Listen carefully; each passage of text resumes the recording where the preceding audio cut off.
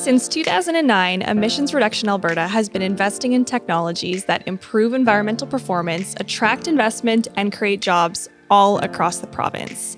On today's episode, I'm joined by Craig Werner, the Director of Partnerships and Engagement, and my former colleague at the AFPA, and we're going to talk all about the amazing work that ERA does and some of the exciting projects in the forestry portfolio. I can't wait to share this one with you. As always, I'm your host, Aspen Dudzic, and this is Forestry Talks.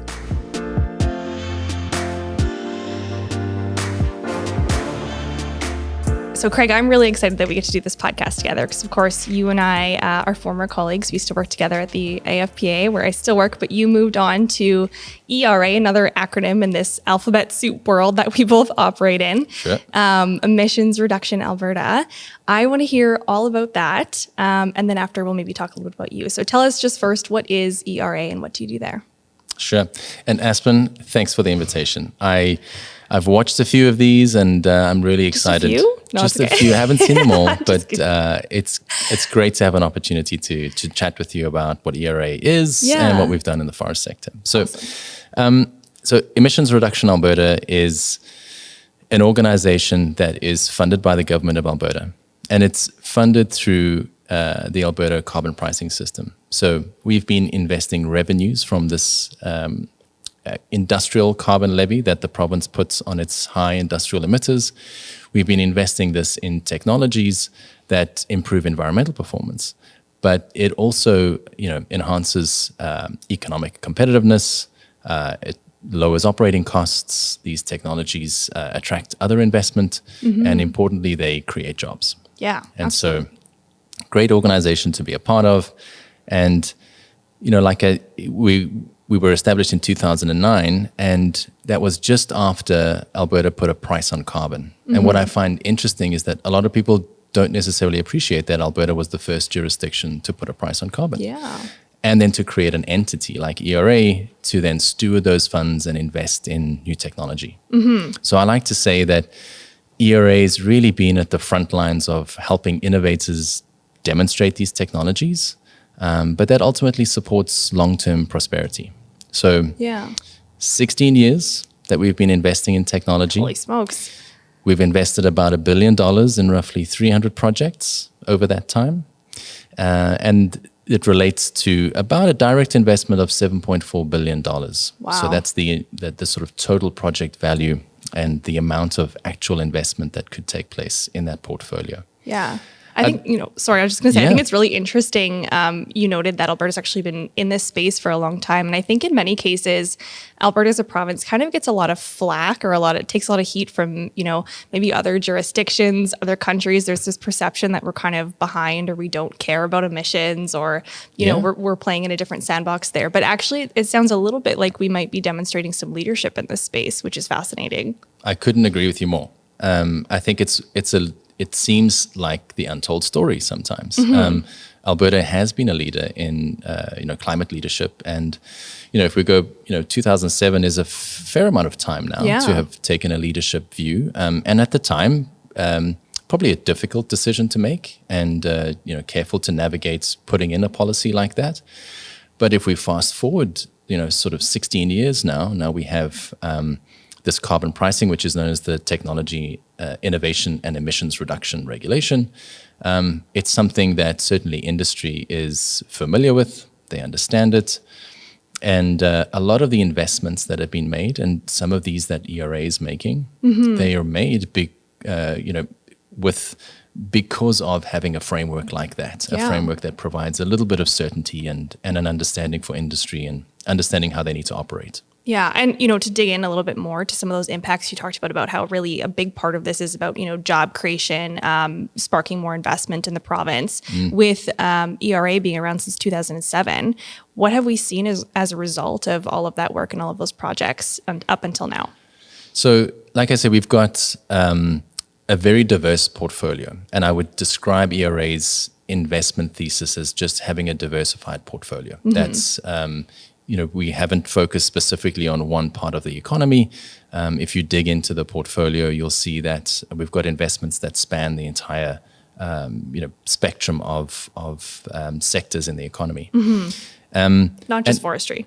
Not just forestry, but we do have a healthy forestry portfolio. And so I would say, there was a little bit of learning earlier on. How do you get an organization like ERA going? So a lot of that early work was done to establish the organization, its governance, how it functions. And I'll take this opportunity just to put in a plug for a documentary that we did last year, and it was to really recognize and acknowledge 15 years of being in existence.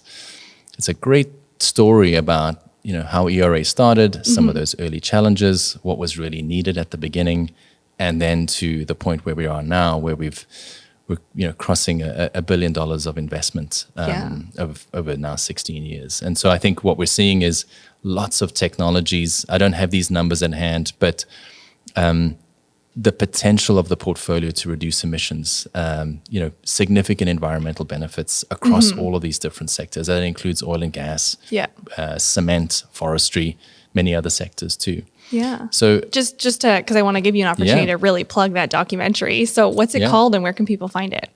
That's a great question. I think we've called it ERA's 15-year documentary. On the website, probably. It's on the website, and our website has really become, we've deliberately invested a lot of time and effort into our website to make, to really give people an opportunity to understand what we do. So I'm going to take this opportunity for another plug on the website. Let's hear it. So the documentary's there. It's a great story of ERA's history and how we were founded. But I think one of the things we've learned is now that you're an organization that's 16 years into its lifetime, you're not the new kid on the block anymore. Right.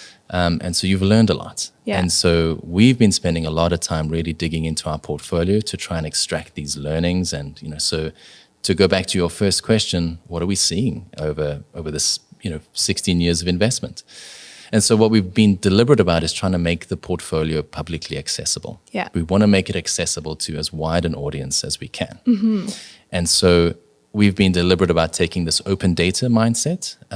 We think we have an obligation to make our portfolio accessible, really transparent on our data.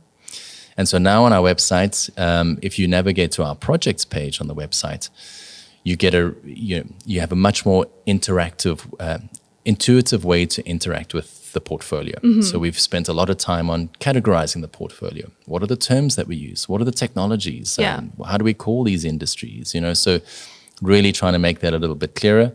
And our newest feature is the project map.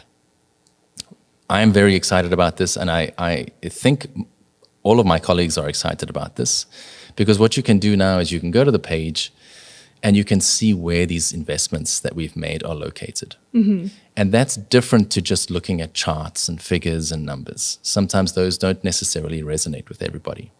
But we all know where we live, where we work, where we camp, where we go in the province. And so being able to look at this map and see where they're at, it really is a way for us to help contextualize the portfolio. And so one thing that's very revealing is that the projects are all over the province. There is a concentration in the big city centers, Edmonton and Calgary, but we've got a lot of projects even in rural Alberta. And so that is sort of one of the more recent updates that we've made.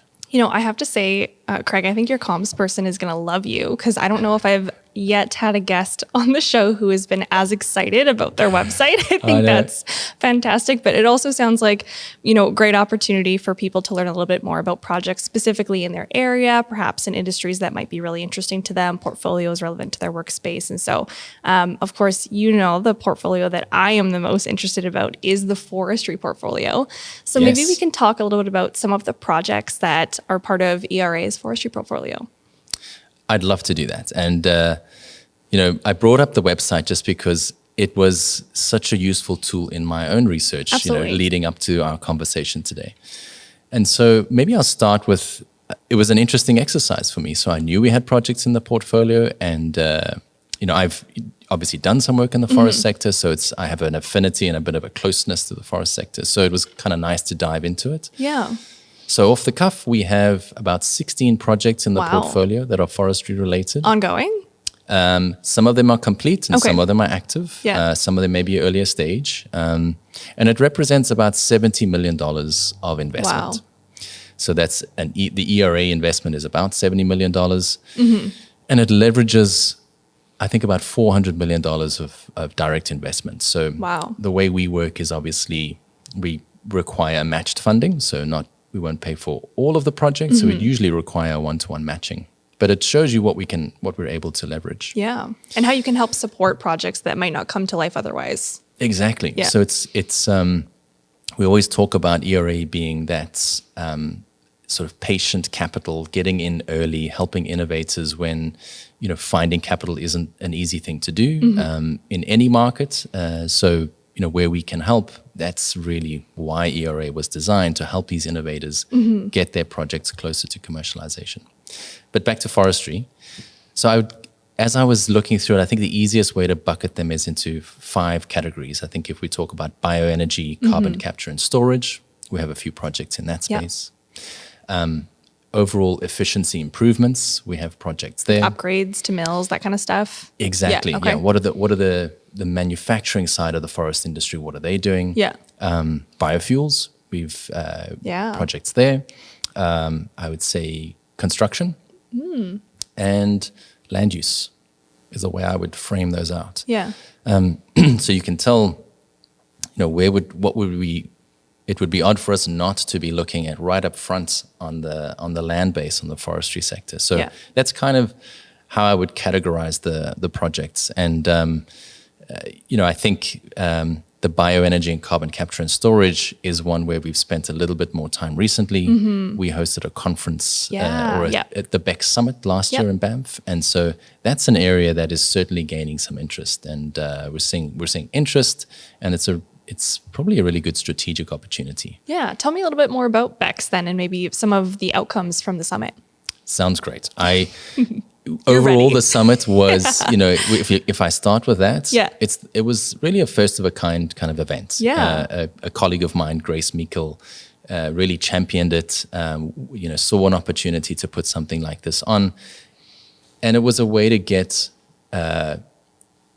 people from different sectors to come together in a room and talk about this new opportunity. And maybe we've got a few projects in there. Maybe I'll start with Hydrogen Naturally, which is a project we have. That's brilliant, because this is one of the things I really wanted to talk to you about. Because actually a lot of people might have seen it in the news recently, Hydrogen Naturally. There were lots of announcements about it. Yes. So they were just recently announced. I think Minister Nally announced it at the Canadian Hydrogen Convention. Yeah.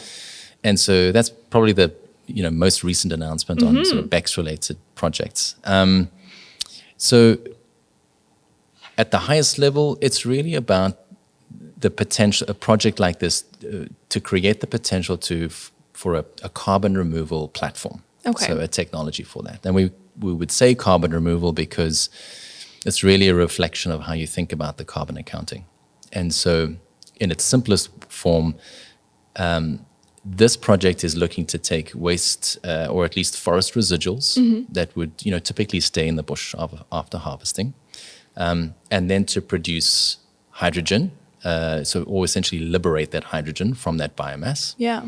In that process, you release carbon dioxide, but you would capture that carbon dioxide and store it underground. Right. The thesis is that the tree has absorbed that carbon dioxide over the life that it's grown. Yeah. And then instead of putting that back into the atmosphere, you're putting it underground. So you've effectively removed it. Right. So that's the opportunity when we look at whatever we can do with forest residuals, whether that's producing power or if it's producing energy carriers like hydrogen. That's the opportunity it presents. Yeah. Well, I mean, that's so interesting because certainly we talk lots about carbon being locked within, wood products like this table, homes. Otherwise, we know it stays locked in the wood. And, I hadn't personally considered much about the carbon that's in, some of the residuals that might not make it to the mill. Yeah. And so what are the opportunities to, permanently sequester that carbon even further and make just such a beautiful cycle? And I think that's the opportunity that it presents to us. But it isn't without challenges. Yeah. And I think just what I've learned through conversations with Hydrogen Naturally and how they're looking to progress the project, it's not anybody that's looking to do projects in the forest sector has a lot to learn about the forest sector. And so, as you know this well, it is in itself an intricate scientific discipline. It's highly integrated. Yeah, there's so much. And the scale of it is, forest companies operate on such a large, time frames, but also land base is so large. And I think what we're learning through these kind of bioenergy projects is that conventional wisdom, which maybe petrochemical industries or other industries might employ, where you can cluster technologies, have your process, and then send your product to where it will go, that might prove challenging if you're looking to use forest residuals as feedstock. So I think one of the learnings and a bit of a change is it's probably best to locate those facilities close to where you would use the product. So in this case, where are you going to use the hydrogen, and locate that facility there. And the other thing I think they're learning is co-locating is better. So if you can not only locate close to where you can access those forest residuals, but if you can co-locate with some sort of existing operational facility. And the benefit there is you can tie into some of that shared infrastructure. Yeah. So maybe there are roads. Makes sense. Maybe there's already water lines, electricity, natural gas. And so there's a lot of, whenever you have, in this case, people who are very familiar with the oil and gas industry, shifting into a slightly different industry, there's a steep learning curve in terms of, and as the challenges emerge, there are, new problems to solve. And so that's something that I think they've learned. And then the other is making sure that if you're going to do a bioenergy with CCS project, knowing where you will sequester that carbon dioxide. Where are you going to store it? So unless you're really close to something like the Alberta carbon trunk line, where you could just dump your CO2 into the trunk line and it is transported to a site where it gets stored, you have to then find out where are you going to store that CO2. It's best if it's closer to where you are emitting it, because obviously whenever you need to move that around, there's a transport cost. So project economics get challenged kind of from all sides. Yeah. So, I mean, certainly a complex issue to tackle, but it sounds like there's really exciting opportunities in that space. And one of the reasons that it's so fantastic that we have groups like ERA to help us kind of solve these problems. I want to come back to you because you were noting how complex the forest industry is and how, there really is a lot to learn. And what I think is really interesting and fantastic about the lens that you're able to bring to your work and the forestry portfolio at ERA is that even prior to AFPA, you did have some experience working in the forest sector, and you also had experience working in energy. And I think you also provide a really unique lens to this work. So maybe you could talk a little bit about your journey to forestry here. You caught me by surprise there with that one, but that's great because and sometimes we don't always think about our own sort of journey and what took us to where we are now. But yes, so when I first started out my career, the first job I had, I was working for a pulp and paper company, SAPI in South Africa. And so that was my first gig out of university, out of grad school. And it was great. It was my first exposure to kind of corporate environment. And it was in the research side of the business. So we were doing mill trials at some of the pulp mills. And so that was my first sort of exposure to the pulp and paper industry, which was great. Yeah. And then when I joined AFPA, it really felt like I was kind of coming home to the forest industry. Yeah, full circle. Full circle. I was right back at it. And then and in that portfolio, I was really working quite closely on with the manufacturing side. So, stakeholders were the pulp and paper mills. And I think you're right. What I, in that role, what I really appreciated was the perspective that I gained prior to that with the government of Alberta. I was working at the Department of Energy at the time, and working on some really interesting policy work. It was a decision I had made. It was an area I wanted to explore in my career, was really doing some, working in the public sector and doing some public policy. And I think really understanding how government works, how government makes decisions was really helpful when you're on the other side working with industry and trying to, support industry and help them navigate some of these regulatory issues that they might have, or policy challenges. So that perspective was incredibly valuable in the work I did at AFPA. Yeah. Well, and naturally, when I heard the news that you were leaving AFPA and you're moving to ERA, certainly there was some sadness. I really enjoyed working with you, but it was no surprise for me that you moved somewhere like ERA, because I think you always had you were always so interested and passionate about carbon and bioenergy, the BEC space, and so I was like, of course, this is where Craig ended up. Like, this is such a natural fit for you, and I can hear now, even as you're talking about like BECs, just the fascination of the opportunity, what those challenges are, and how we can kind of work collaboratively, with the sector, with ERA, taking lessons learned from some of the other sectors that you've had the opportunity to work with, and bring that together to kind of find a beautiful solution for use of residuals in the sector. I love that you say that, because it really is about collaboration. Yeah. And when I made that shift to ERA, I'd always been interested in sort of biotechnology. It was part of my early, graduate studies, etc. So it was an area of interest of mine. But increasingly, what I've learned is that we can't innovate on our own, and so the importance of collaborating and partnerships, like this is really where it's at, and it actually makes me think of a recent announcement from a company called Savante, and ERA has supported them with their carbon capture technology, and Mercer Peace River pulp mill. Yeah. This to me is a great example of what might have seemed an unlikely partnership some time ago, and it really demonstrates you've got the technology developer, and you've got now a pulp mill that has a demand or a need, and you've got this partnership that forms, and it's an early stage of the project, but again, there's this potential for these partnerships to potentially develop this new value chain. Yeah. I'm really excited that you brought up Mercer, because actually this is not the first of their projects with ERA. And I think it's, I certainly talk all the time about how the sector, we have, such a culture of continuous improvement. And I think Mercer's demonstrated that certainly lots, especially in recent years with some of the different projects that they've been doing to improve their performance in various aspects. And one of them was the Woodroom project that they did in partnership with ERA. And I actually got to join your team for a tour of the new upgrades. So maybe talk a little bit about that project, because that one is wrapped up, is my understanding. Yes, as far as I'm aware, that's wrapped up. And again, I really agree with you. Is this mindset of this continuous improvement, and this, and maybe not everybody appreciates just how innovative the forest industry is. And so this particular project, ERA was supporting Mercer with this shift in operations, in how they in their chipping operations. So shifting from creating chips in the bush, so diesel powered chippers in the bush, and shifting that to having that chipping take place in a state of the art new technology woodroom on site.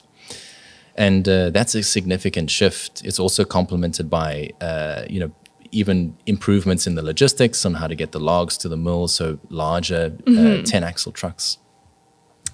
But what it shows is,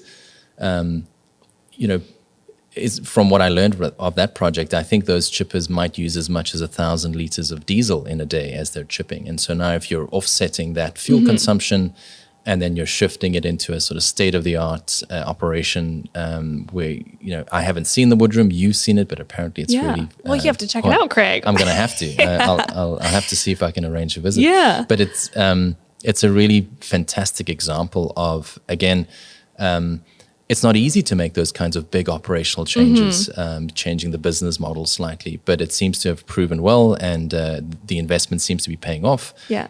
Efficient process, and even higher quality chips, as far as I understand. Yeah. So for folks like me who don't, live in the space of carbon all the time, I guess physically I would, but the topic, the idea of, carbon capture, like reducing emissions with a project like the Woodroom, just really simply put, like, how are we measuring the benefits of something like that?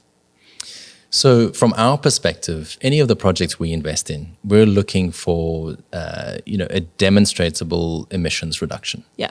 So that's one of the, certainly it's in the name, it's part of the projects that we are looking for is to for proponents to demonstrate how they are reducing their emissions of their overall footprint. Yeah. So in this case, a big contributor to that emissions reduction would be on the fuel side, offsetting that fuel consumption. And if you if you're able to use, now the wood room is obviously the increase in electricity will sort of counterbalance a little bit of that emissions piece. But if you're generating your electricity from residuals, you've also got that carbon neutral or lower intensity electricity which you're using. So that's definitely how we're evaluating. That's a very tangible way of doing the accounting on it. But if you remember when I started out, we talk about emissions reduction, but there are broader environmental benefits that might be, water related or soil or land use. Yeah. And so there are benefits to, and I think this was part of the project too, is what does that mean for sort of, on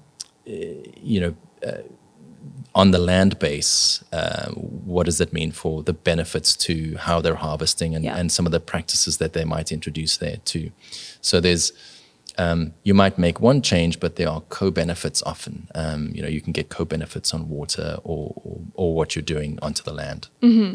Yeah, great, brilliant. And certainly Mercer is not the only forestry company in the province that is exploring opportunities like this. My understanding is there's actually another project. If you head south a little bit from Peace River to Whitecourt, the Alberta Newsprint Company, ANC. Yes. And that's a facility upgrade project as well to reduce emissions? That's a facility upgrade. They're looking to really, they're putting in a new paper machine. So it's another example of some really great investment activity in Alberta's forest sector. So Alberta Newsprint is looking at putting in a new paper machine that's going to be slightly lower carbon. So that's really there's a competitiveness benefit to this too. Is we don't have many paper mills around anymore, and so definitely one of the last standing, and so where they can introduce novel innovations like this new paper machine that can make that product still compete, and it's a very competitive market. So get that product out into a competitive market. It's a great sign for using innovation to improve competitiveness. Absolutely. Yeah. So, so much opportunity out there for other forest companies to continue to work with ERA or for new projects to come out, new investment to be brought to Alberta. How could folks learn a little bit more about how they can work with ERA, or what might some of the parameters be if they're interested in collaborating on a project? We're always keen to speak with people who are interested, whether those are project proponents, there's new innovators out there. So I would say first place to start is sign up to the newsletter, check out the website. Those are great resources to kind of get a sense of who we are and what we do. But people can reach out to me too. Part of my role as Director of Partnerships and Engagement is really ensuring that we are engaging with the ecosystem that we know well, but also beyond that ecosystem too. So there may be new innovators looking to maybe bring their technologies to Alberta. So that's the first place to start. People can reach out to me too. And what you'll notice is once people start to get a little bit more familiar with ERA, our model is typically to run these competitive funding calls. And so right now, we're in the process of going through the rigorous due diligence on making a selection of projects that came into the Advanced Materials Challenge. And we right now have a new program. Well, it's new in that it's this iteration of it, but the Industrial Transformation Challenge. We've just launched that in April. And so that's the third iteration of this particular call. And so certainly for forestry folks, but also it's a broad challenge. There is a call out there at the moment. And that's what we've done with that particular call is we've made it an annual call. It was originally designed really to target Alberta's industrial base.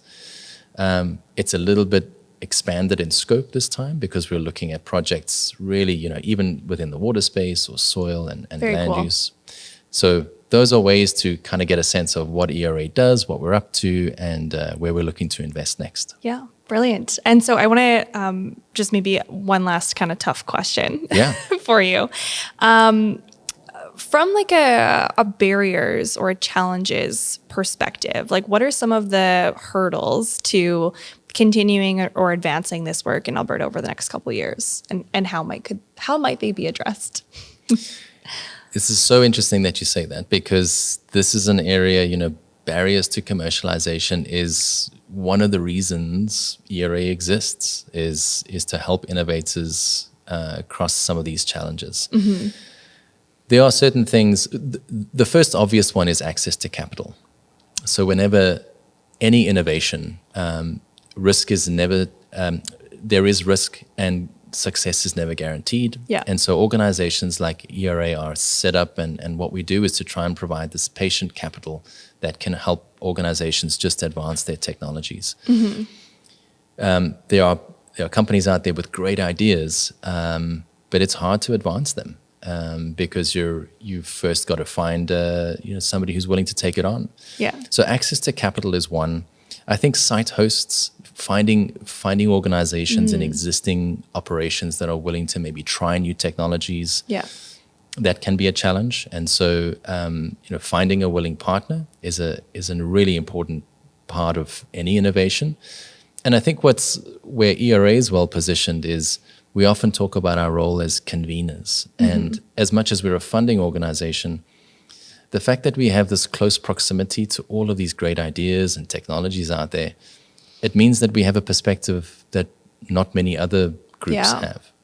And so, talking about learning from some of those other projects and how that's absolutely already applicable now. Yeah, exactly. Yeah. And so that's an area we're really spending a lot of time on, is how do we extract the learnings from these projects and share that with others.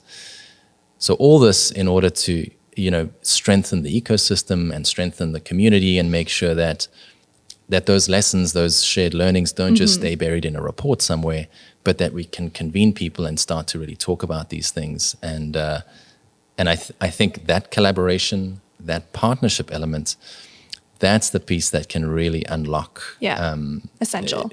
It's essential to kind of advancing these technologies and positioning. Funding is one thing, but knowing who to talk to, what can you learn, what are the things that you don't have to do. Mm-hmm. And even in our relationship with the government of Alberta, we're not we don't advocate on policies, but we have a lens into technologies, really promising technologies. And if they begin to encounter challenges that touch on the regulatory or policy frameworks, those are things that we can certainly, share, and just from there's shared learnings. And I think the broader community benefits from that. Awesome. Okay, my last one's an easy one. Okay. So ERA, we're 16 years in. Yeah. Looking 16 years out, 15, 16 years out, what would your hope be for the future with ERA? What do you hope for the province to look like? I lied. It's not an easy one. That's not an easy question. What I would want is, I want ERA to continue to, ERA to be around in another 16 years. I think there's a really important role for organizations like ERA and other funding organizations in the province. There's a key role they play in creating a little bit of that fabric for the ecosystem to function. Yeah. And so when I think about from the forestry perspective, as I was preparing for this, I was thinking about these strategic opportunities, and there are lots of projects in the portfolio we haven't talked about, but we've touched on the BECS angle, and I see that as a strategic opportunity for the province. Yeah. For the province, but also obviously for forest companies, but other innovators too, because really what it demonstrates is you need lots of whenever you're building a new value chain, you need different skills and expertise. So we have a lot of these existing supply chains in our existing value chains, like forestry or oil and gas or others. But there's an opportunity here to actually build a new one. It's part of the challenge is how do you get those forest residuals to where you need to get them? And I think people exploring this space have learned that, well, if I want to do a bioenergy project, I'm going to have to get really good at how do I collect residuals? Right. And that may not have been part of the original thinking. Yeah. So I think that from a forestry perspective is a strategic opportunity. The government certainly invested in all of its policy work around how you store carbon dioxide. But that's what I would hope is new value chains develop through innovation. It's collaboration and Yeah. partnerships, and sometimes unlikely partnerships. Yeah.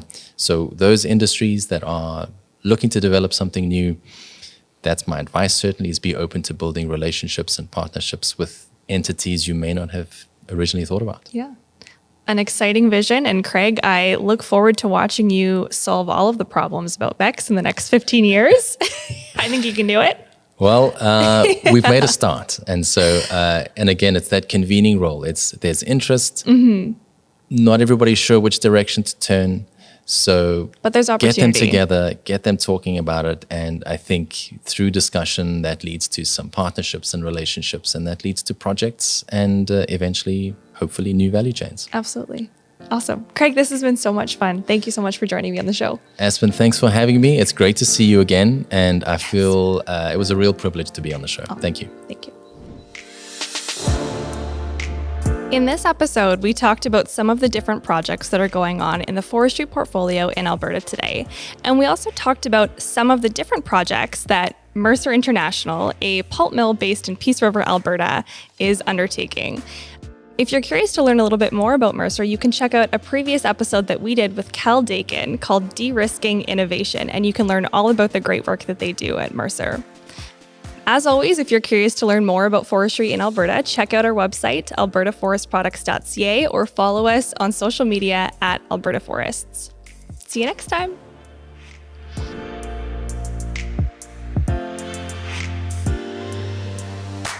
This series is proudly produced by the team at Road 55. Road 55 creates content that connects. For more information, visit our website at road55.ca.